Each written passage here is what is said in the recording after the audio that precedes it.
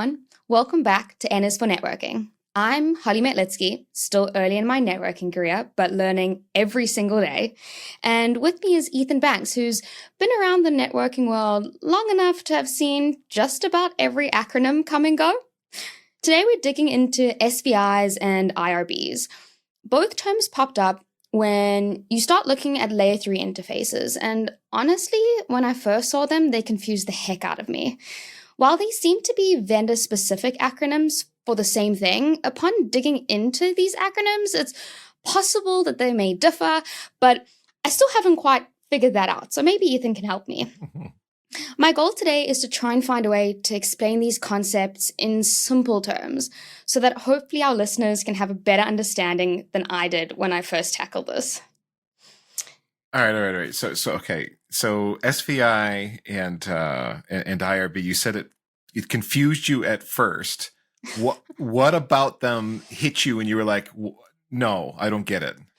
I think the way I thought about this for this specific episode helped me understand why I was confused. And I think what confused me was without diving into what they are, but it's like I have this configuration to set up something to help me communicate between layer 2 and layer 3. And the problem was that I didn't quite understand why I needed this, because I didn't understand, like, day one, how did we get to needing SVIs and IRBs? And that's when I was like, okay, maybe for this episode specifically, if I start with what did we do before we had these concepts, it'll help understand what the concepts are. Okay, so I guess since we've been throwing around the acronyms, yes, you better start by telling people what these acronyms I was going to say, probably a good place to start. So an IRB is a Juniper term. So that's what I was initially familiar with. And that stands for Integrated Routing and Bridging. Now, SVI, I think, is originally a Cisco term for Switched Virtual Interface. Now, I had to figure out what these acronyms stood for because I was on calls thinking in terms of IRBs, and customers and Cisco users would throw around SVI. And upon Googling, I'm like, what is a switched virtual interface? Only to figure out that I had to translate it into Juniper speak. So here we are. Okay, so so where to begin here? Yeah. I do feel they are essentially the same thing. So to prep for this, I was looking at SVIs. I come from a strong Cisco background, done lots of Cisco work over the years, worked with lots of Cisco gear, and I've done some Juniper work too, but not to the depth of the work that I've done on the Cisco side. And I do think IRB is just the same thing. I don't think an SVI and an IRB are particularly different. I couldn't figure out any differences but between the two. Now, I feel a well actually coming on from someone in the audience, maybe. So if you're out there and you're well versed in Cisco and Juniper and you can articulate a difference between a Cisco switched virtual interface and a Juniper integrated routing and bridging interface, please let us know. But I read through some Juniper user guide stuff, Holly. I'm pretty strongly familiar with the Cisco stuff already, although I read some documentation again there too. I think they're the same thing. I think so too, because in a practical sense, I've used them in the exact same context. I think what makes them seem slightly different is purely the acronyms. And when you do it like very light research without reading the documents, it starts talking about how IRBs are more situated on routers. And there's a whole lot of stuff that just doesn't seem quite right to me. So there is a historical footnote here that if you get into like really old Cisco gear, this isn't a thing I've seen in recent years at all. There was a Cisco IRB concept that is not an SVI. It's not a switch virtual interface. It's a different animal that I haven't seen implemented in the wild in a long time. And again, maybe there's another well actually there coming at us for this. It's not a thing that I'm aware of, though, that's really running in modern Cisco networks. But if we're talking like decades ago, Cisco's IRB, an interface that you would run on a router, would let that router do things like participate in spanning tree and other kinds of more layer 2 functions that that device that was a pure layer 3 device wasn't doing. I don't know if that's maybe some of the documentation you would have run into, or were you only looking at Juniper stuff? Possibly. I think for the purpose of this discussion, we treat them as the same thing, and hopefully a listener comes back and maybe says that they're different. But I think the point and the concept surrounding them, and where I'd like to start, is understanding how communication happens between layer 2 and layer 3 before we got to the concept of IRBs and SVIs.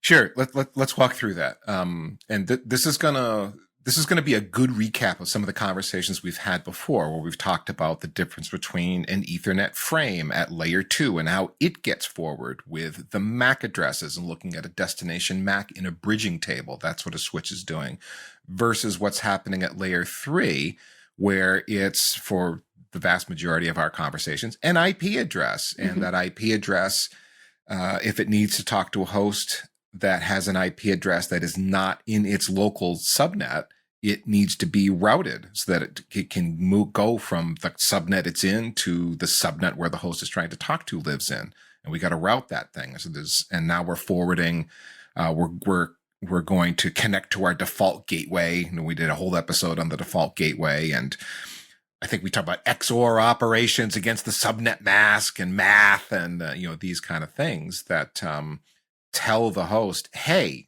the host I'm trying to talk to is not on my network. It's on a different network. And so I need to send this packet to my default gateway that is connected to me, and let the default gateway figure out how to get that packet to where it needs to go. So there's two different things that are happening here. Before we had SVIs and IRBs, and you're making me feel old again, Holly. Almost every time I talk to you, I feel like it's back in my day. And well, I need that information to understand how we got to today. That's fair. That's fair. So in the really early days of Ethernet, we had when Ethernet switches came along, the switches were layer 2 only. They didn't route. That wasn't, the chipsets didn't show up as routing capable. Now we have layer 3 switches. They're basically switches, but they can also route. We talked about that in one of our episodes, right? Well, prior to that day, that wasn't a thing. And so as you were building out your Ethernet LANs, you needed some device on the network that could route between those LANs. And how did you do that? You had a different device that was the router that was acting as the default gateway for your various Ethernet LANs and could handle that for you. VLANs came along and allowed us to take that layer 2 switch and break it up into multiple broadcast domains. So you're nodding your head. Are we okay so far? Are you remembering all this? And we're all good so far, right? Yep. Okay. And we would distinguish between VLANs. Like if we wanted a VLAN to span multiple switches, we could trunk them. And so we would use, historically there's more to the story, but let's just say 802.1q tagging that would identify that 802.1q tag would identify within the Ethernet frame what VLAN that frame was a member of. Cisco had something called ISL, if I remember, interswitch links that did the same thing, but then the industry converged around 802.1q. And then Cisco was like, okay, fine, we'll just do .1q and forget the ISL thing. That went away in the 90s, early 2000s. You don't have ISLs anymore. That's why I said, anyway, .1q. So there's a bunch of ways that you can now route between your LANs. And one of the ways would be, you might see this actually referred to in various labs and stuff even these days. Have you run into the router on a stick concept? No. Never heard of router on a stick? No. Okay. And it's kind of dated because of SVIs. You really don't do the router on a stick thing anymore. But the notion of a router on a stick is you've got a switch with a bunch of VLANs on it. You need to get from one VLAN to the other. The switch is layer 2, so it can't do it itself. It needs a router to do it.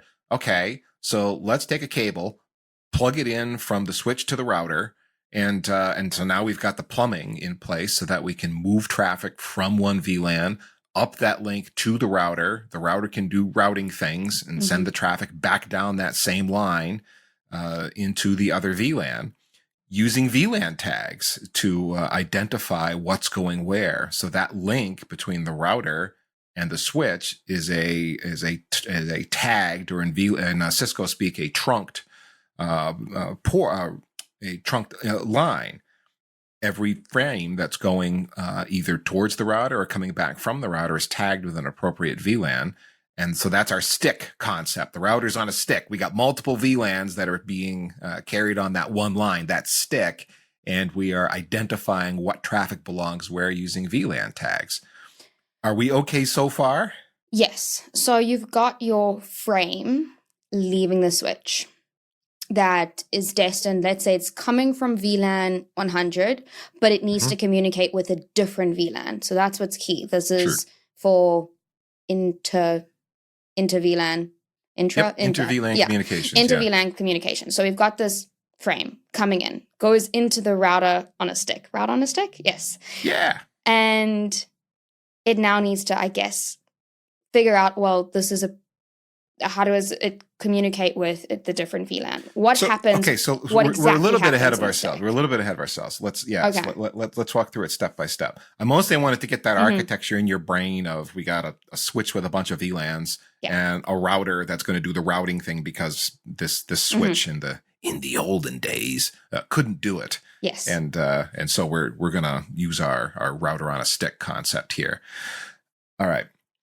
So let's say we're going from VLAN 100 to VLAN 200. So there's a host that's got a VLAN 100 address. He needs to talk to something that is in VLAN 200, a different address. We need a router to play a role. Traffic flows from the host on VLAN 100, but needs to go to VLAN 200. So that host knows he needs to talk to his default gateway, right? Because he can't talk to VLAN 200 directly. So he's like, I can't talk to that host. I need a default gateway, a router, to solve this problem for me. So he's going to send this Ethernet frame in VLAN 100 to his default gateway that's in VLAN 100. Well, where does the IP address of that default gateway live? In this scenario, it can't live on the switch because the switch isn't a router, right? The switch only does layer 2 stuff. IP address, it doesn't know anything about that. So that's going to go up to our router on a stick. Is the VLAN, is the default gateway for this VLAN. And it's the default gateway for all our VLANs, in this case. So host has packet headed for VLAN, from VLAN 100 to VLAN 200. It needs to go to the default gateway. So the frame is formed. I need to talk to my default gateway, flows into the switch, my layer 2 switch on VLAN 100. VLAN 100 says destination MAC address, which is the default gateway of my router on a stick. I am going to send that out the link that connects the switch and the router, because that's where the MAC address lives. The bridging table on the switch would point to the MAC address of the router on a stick in VLAN 100. The link between the switch and the router, we said, was a tagged link, a tagged interface, or in Cisco speak, a trunk interface, a VLAN trunk. So that frame's going to get a VLAN 100 tag stuck on it, .1Q tag, and it's going to get sent down that port tagged to the router on a stick. And now the router's going to receive it. And know where it belongs, because it's going to see the tag. When you had configured the router on a stick, you would have configured a bunch of sub-interfaces off the physical interface, one for each VLAN for which that router is going to be a gateway.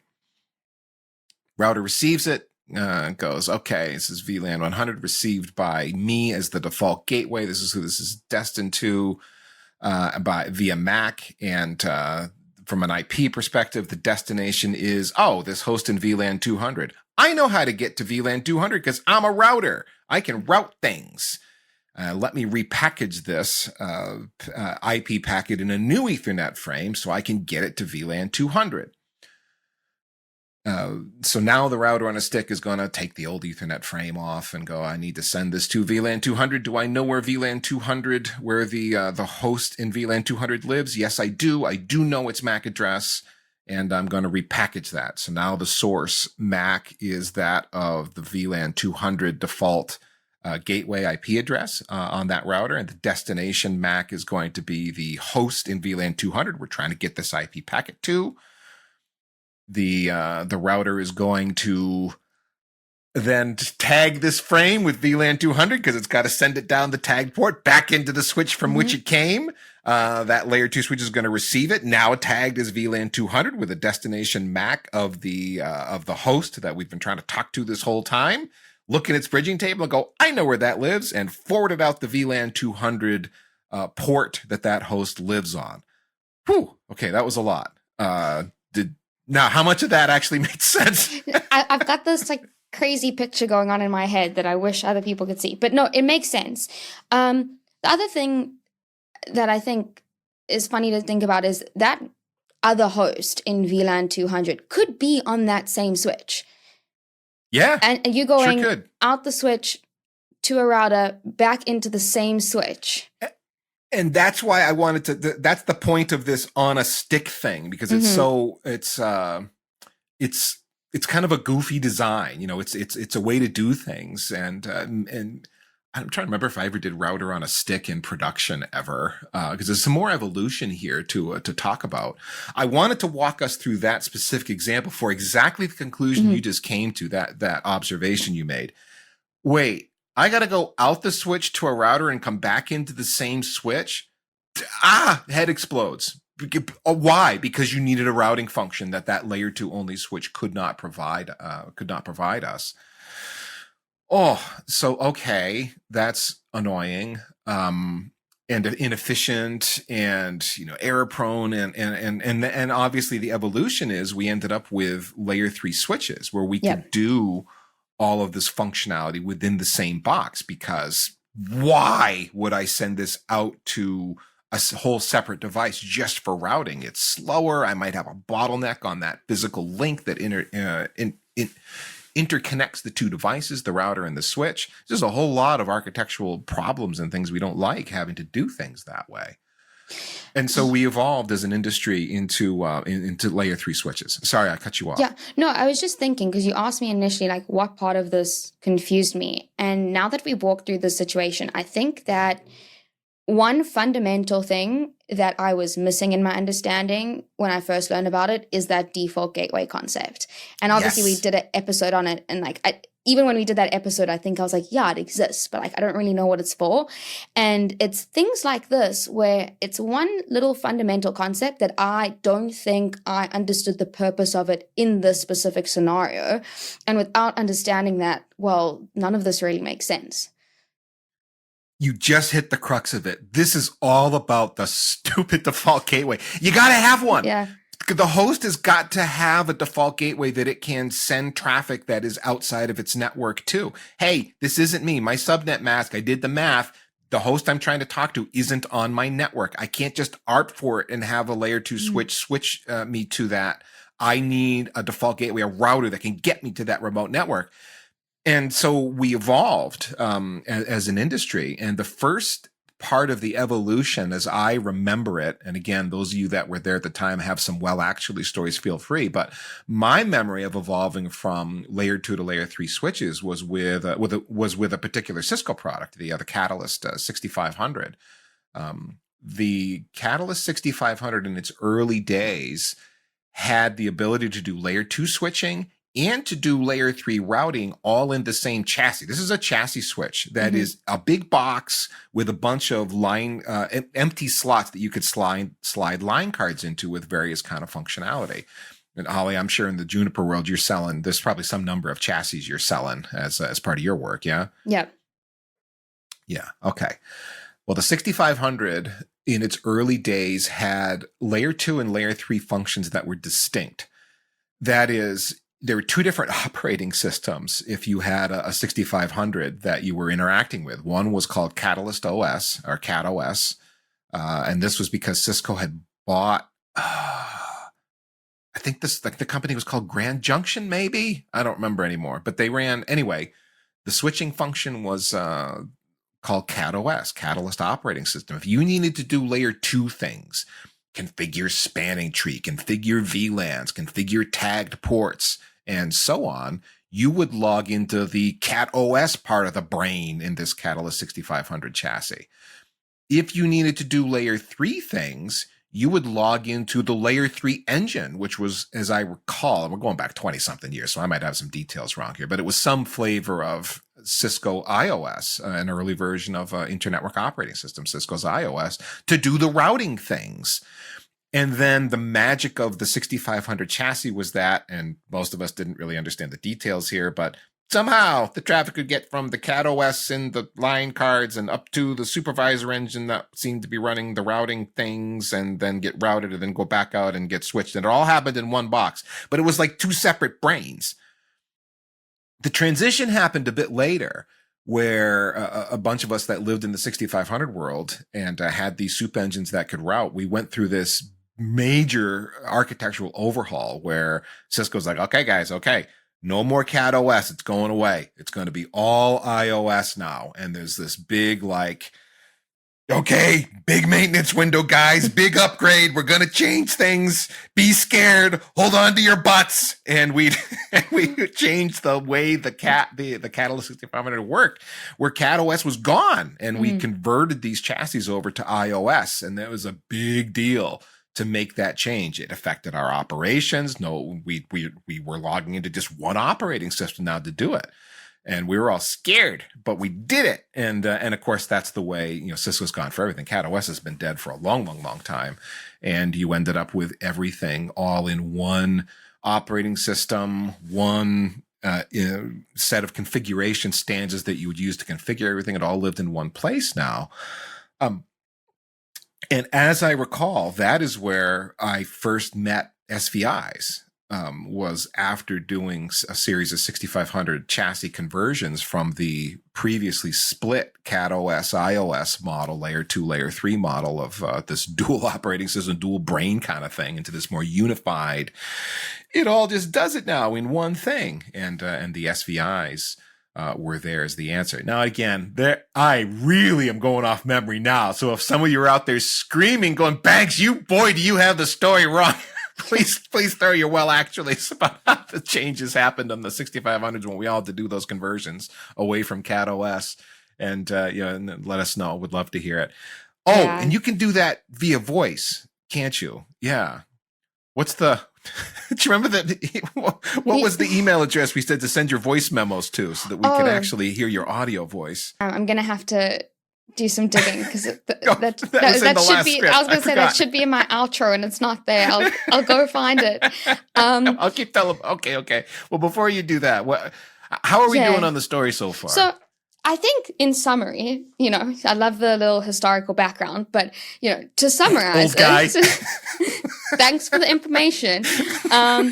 I don't have the scars of all the changes, but I'm sure plenty of our listeners do.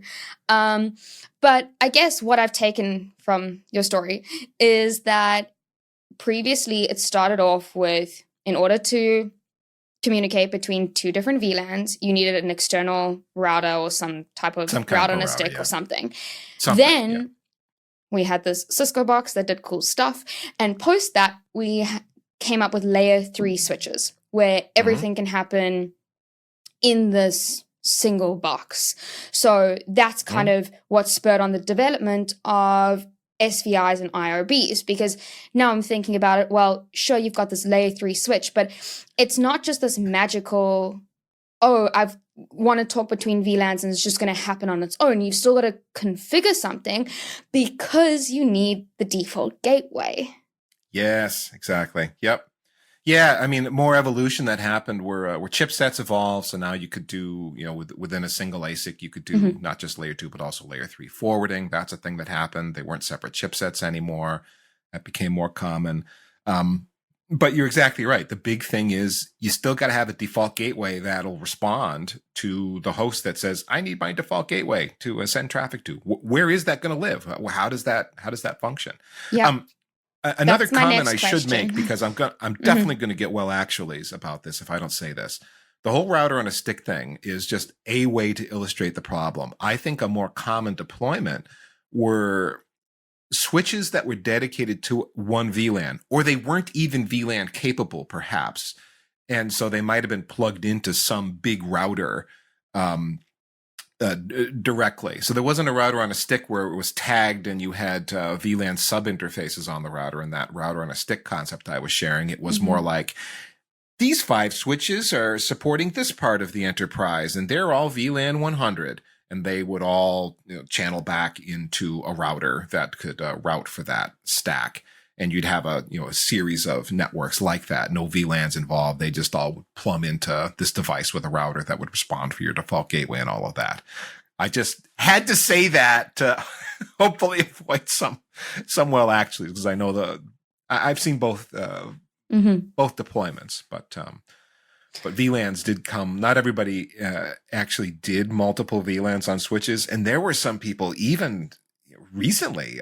More recently, there are people that are like, I don't like running VLANs on switches because it spreads my blast radius out and it makes me anxious. Oh, okay, so sorry. Anyway.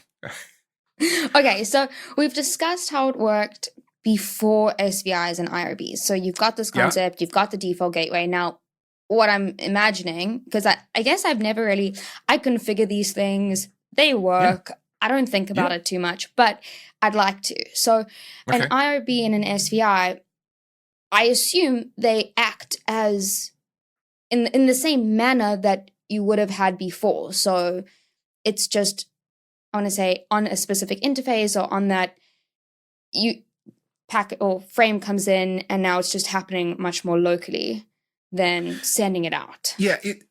Well, the key here is that it's a virtual interface. That is, an SVI or an IRB is not mapped to a physical interface on the device. It is a virtual interface that is a part of the VLAN that has been configured on that device. So, Juniper people, if I get some details wrong here, I apologize. I read a lot of Juniper docs prepping for this conversation. But I still think I might have some things wrong.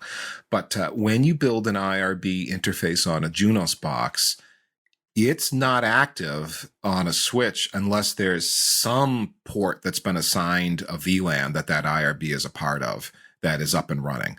I know it's that way on the Cisco side, where an SVI is not going to be active. It's not going to have an up status unless the VLAN it's associated with exists, has some physical ports that it's part of, and at least one of them is in an up state.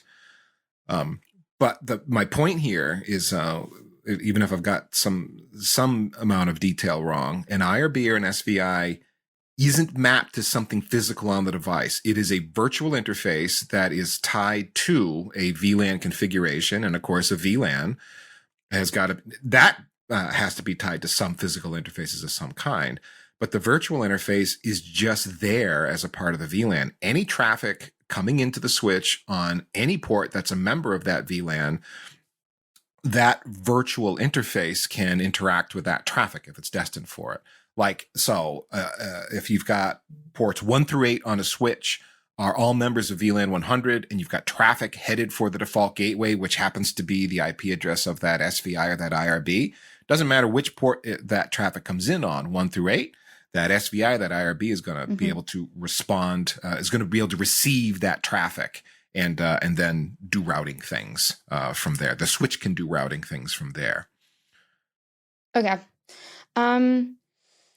Now, back to the default gateway thing.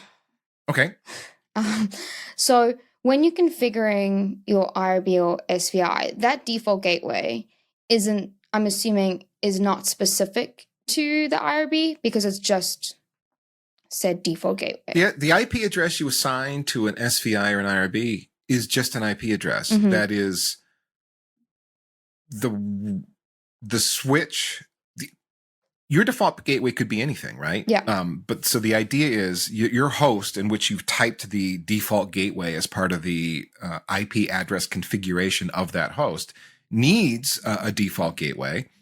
Commonly in network architectures, that the SVI is going to be the default gateway. That's the IP address you're going to configure, so that when a host needs to route traffic, it's going to go to that router, and then or that switch with that SVI or that IRB that's got that IP address.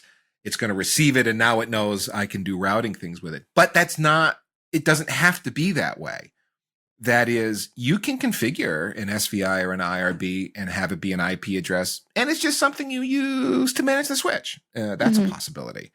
It's something you use for other purposes. It could be because you need to build a routing adjacency and you're going to do it between that SVI and something else. That's a possible architecture. Sure. You can do those kind of things as well. It doesn't have to be that the SVI or the IRB is functioning as a default gateway for hosts. You can use it for other stuff too. Absolutely. I don't know if that was your question, but I think that's where you were going. I mean, that was my next question, was okay. Because I guess I've only really, I typically see IRBs and SVIs in this very specific situation where you're looking for inter-VLAN communication. Yep. So there are other use cases for these concepts. Yeah, for sure. In fact, one thing would be like switch management. For early back in the day, most switches have a dedicated management interface now that's got its own VRF, virtual router forwarding instance, and so on. But back in the day, you didn't have that, and you needed some way to manage the switch. That is, I need to talk SNMP to the switch. I need to talk to this. I need to Telnet or SSH into the switch, and so on. Well, you'd build an SVI so that you could talk to the switch and do those things. So yeah, there's definitely other things that SVIs and IRBs can use for be used for other than as a default gateway for hosts. So we're talking about IRBs and SVIs, and typically before we had those, you'd have the traffic going up to a router, would go into that router's routing table to do all of the routing stuff, right? But now an IRB or an SVI is virtual. And where does that routing table sit? Because I know sometimes you can have like extra logical routing or forwarding tables. Is that the case with this, or is this just purely like on an interface level, and then it goes up to like the switcher's routing table, if that makes sense? I think you got to think about this from a standpoint of, here's a device that's got a forwarding table in it. You've got the concept of a RIB, a routing information base, and a FIB, the forwarding information base. The RIB is where routing processes come together to decide how something should be forwarded based on all the information it's got. And then the FIB is what actually is programmed in hardware. This is like, okay, if I get something that comes in on this interface for this destination, it goes this way. And you'll see in the forwarding table how it's sent out over hardware. Now, you've also got bridging tables that are contributing to this for switching. So there's some amount of forwarding that happens there. And I think you have to think of it all as, what can the silicon do? And in a modern switch, it can forward at layer 3. And so the forwarding table entries can be made on, there's going to be some hardware specialists that could get into the guts of this, like on heavy networking. Drew and I recorded with LJ Wobker from Cisco that got into hardcore, like how a lot of this stuff happens at a way down deep level, like in the silicon. But you don't want to think of it as like, okay, this IP address, that's the SVI, gets the packet, and then it does something. Well, no, the whole switch as a device does something. The way that the packet or the frame ended up in the switch, the SVI was just like a way to get the traffic there. Now that it's there, now there's silicon that's been programmed to deal with that thing in a certain way and knows what it needs to do with it based on the function. In this case, it hits the SVI, or it's received because of the SVI, if you will. And the switch now can look at that frame that it's received and go, what am I doing with this thing? Okay, well, it's meant for me because I'm the destination MAC. Oh, okay, so I got to do something with it. What am I supposed to do with it? Oh, well, it's an IP packet that needs to get routed. Do I know how to route it? Yeah, I know how to route it. I got a forwarding entry in there that knows how to route this thing. All right. Well, now what do I do with the thing? Well, I got to do some rewrites because I got to put a new Ethernet frame around it so I can send it out the destination port towards where it's got to go. And so there'll be some work of rewriting the frame, around that IP packet with whatever its source and destination IP address is, and then send it on its way and then forward it. But it's not as if the SVI is a separate entity from the switch. It's all one device. It's all one thing. And depending on how it arrives at the switch knows what operations it needs to perform. Oh, the destination MAC is one of mine that happens to belong to the SVI or the IRB. Oh, now I've got it. What do I do with this thing? As opposed to an Ethernet frame that flows into the switch at layer 2, and the destination MAC is some other, it just got to send it out some other port where the switch doesn't really have to do anything with it other than get it, send it, as opposed to a router, which has got it's got to do some amount of processing to it, stick a new Ethernet frame on it, and then forward it, and then send it out the door. The SVI or the IRB it's not its own thing. It's just a way to get that chunk of data, that frame, into the switch so that it can be forwarded. Okay. And does that, I don't know if that helps. Yeah. I think it does, because I think that's where my brain was getting caught up. I think I gave IRBs and SVIs a little bit too much complexity than what they're actually doing. But maybe in a simplistic term, pretty much the SVI or IRB is just almost translating that frame coming in so that it can be then forwarded to the other VLAN. It's not actually doing the forwarding. It's not doing any of the routing. It's just saying, hey, I've got a frame that needs to go to a different VLAN switch. Figure it out. Yeah, this is roughly stated. Yeah. I mean, when the host that needs to get that packet, needs someone to route the packet for it, sends it to the default gateway. Where does the response come from? Hey, I need to talk to my default gateway. All I know is the IP address. I need to know the MAC address. So it puts an ARP, address resolution protocol request out on the wire. What's going to respond? Well, the switch is. Why? Because it's got an SVI that you've set up on it that has that IP address of the default gateway. And so the switch is going to go, oh yeah, that's me. I see your ARP request. That's me. Here's the MAC address. And so now the host goes, oh, the MAC address is what it is. Doesn't know that it's a router or doesn't care. It just knows that's how I get to my default gateway. Ethernet frame, go. And when that frame flows into the switch is going to go, that destination MAC is, oh, that's me. Ha! What am I supposed to do with this thing now? And then routes it. And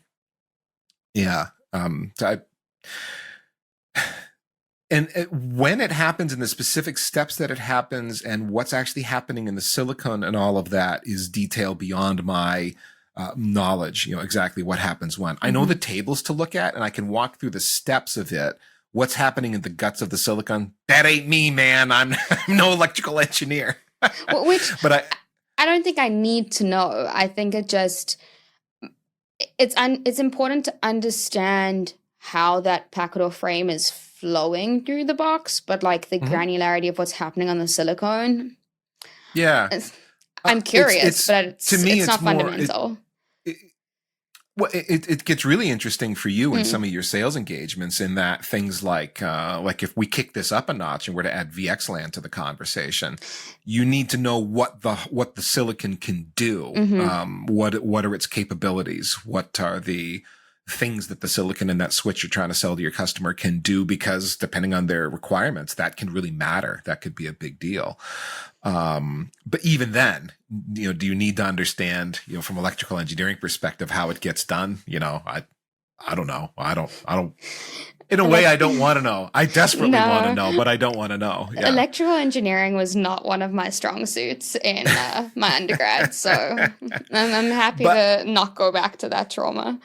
But at least understanding that if you can walk through that packet, the process of how that frame and then the packet and then the frame again is processed, which source and destination MAC addresses are put onto the frame as it leaves the host, arrives at the switch, and then leaves the switch again.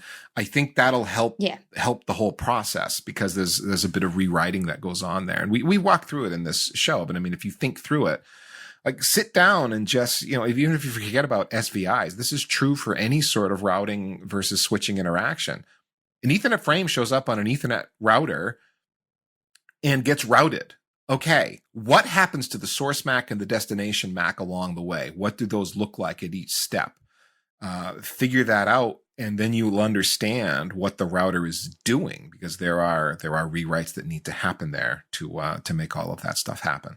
And again, we did talk through it. We did mention that, but it's a thought exercise. I challenge you to go through. Just sit and think through it. Routing between this, make up those some IP addresses down. Make up some MAC addresses that belong to everybody, and then throw it in a lab and just and sniff it and see what MAC addresses are showing up on the frames as it enters the router and then leaves the router. And do those MAC addresses make sense to you?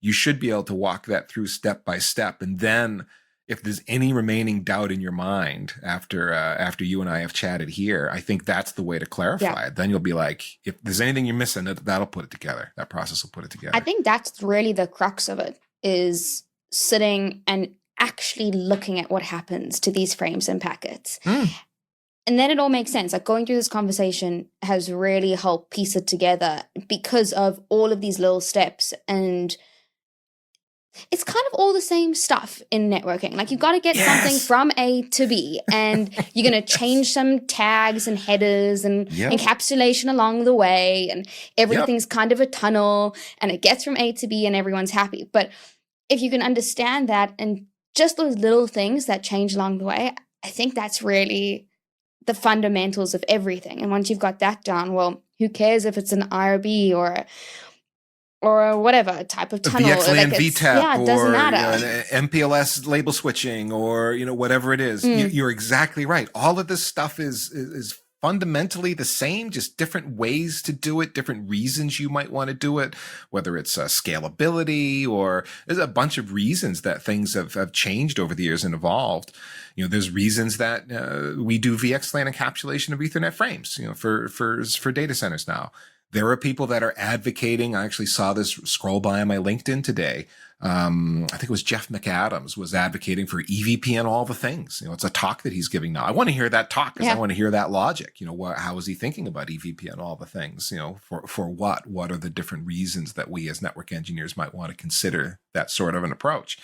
So, but yeah, you're dead on the money. There is encapsulations and tunneling and all that. Roughly speaking, it's all the same, but the guts of it, the way you start to understand it, are these conversations that we've been having. And then as you begin to look at other technologies, it's like, oh crap, it's all the same. It all looks the same. I mean, the details are different and the details matter, but it's kind of all the same. Because if I now think about this in terms of where I keep seeing IRBs, is specifically in, let's just stick with VXLAN configurations. Sure. But now, if I forget about the fact that it's VXLAN and this fancy protocol, and at the end of the day, all you're really doing is it's host-to-host communication. That's it, between different VLANs. But now, instead of VLANs, you're going to have a VNI or a VXLAN identifier number, whatever. It's all the same thing. You're just trying to communicate from layer 2 via layer 3 in order to communicate between two different broadcast domains.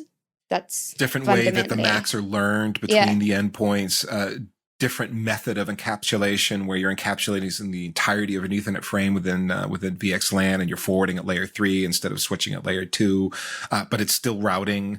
So it's exactly right. You are exactly right. I feel like I've 100%. had a brain bubble. I don't know. It's all come together. Maybe this is what I needed to discuss IRBs and SVIs. Okay, good. Because when you had initially said, I want to tie with this, I was like, oh man, I don't know if I want to get into this conversation. And then I started looking at the questions and going, okay. No, this is pretty straightforward. And good. We made a thought bubble happen. Is that like an AI bubble or a hype bubble? I don't know. Is it going to pop? I'm worried about that. I was going to say, probably. But for now, I'm going to protect it as much as I can and enjoy the moment. Okay. I don't know if there's anything else you want to cover on this. Like, I feel pretty confident in my understanding now. I mean, I understood it before, but I think that it's really solidified how we got here, what happens on a granular level, and why we need it. And I think there's definitely so much more applications and going into everywhere you see these things and how they work in all those different scenarios. But again, it doesn't really matter if you've got the fundamentals down. And whether IRBs and SVIs are slightly different, again, doesn't matter because they're performing a specific function and maybe the frame is processed a little bit differently. Whatever, you can look at the packet and figure it out. Find your Cisco boxes and your Juniper boxes and somebody let me know, unless I get around to it myself. Now, one more comment about your observation that a lot of the things in networking are the same. Okay, I know you're reading the book that Russ White and I co-authored, Computer Networking Problems and Solutions. That is the main premise of that book.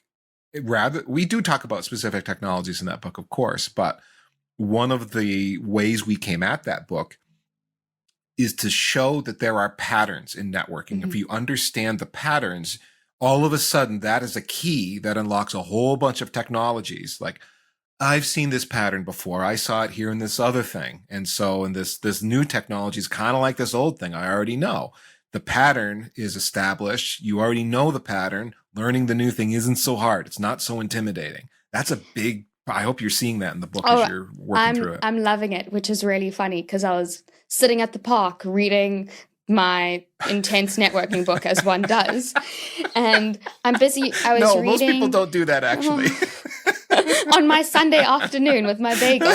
And I was reading, I can't remember which chapter it was, but I was busy reading something. And like, obviously I'm with my fiance who knows absolutely nothing about networking.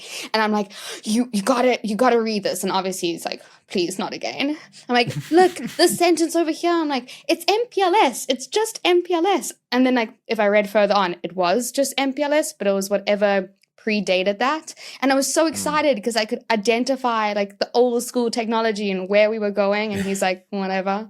And I'm really excited about this. But it's exactly what you're saying. It's, you can start like, it's helped me to do exactly that. Just identify all of those similarities and then, okay, well, that's how it was done. And this is why we need X, Y, and Z. And it's just understanding your day to be able to understand my day is just so helpful. And it's like I'm going back in time to understand like where I am today. And it's really just changing my understanding so much. Great book. Highly recommend it. Oh, thank you for saying so. Yeah, go get it. It's awesome. I know I almost never talk about the book, but yeah, it's I'm glad you liked it. Or like it, or enjoying it. You like it now. Yes. And it's my light, like I said, my light Sunday reading. I'm gonna think of it as your bagel book. It's pretty much like that's what I do. I get bagels and I read networking books. My life is very interesting. It's very exciting. The things that make me happy.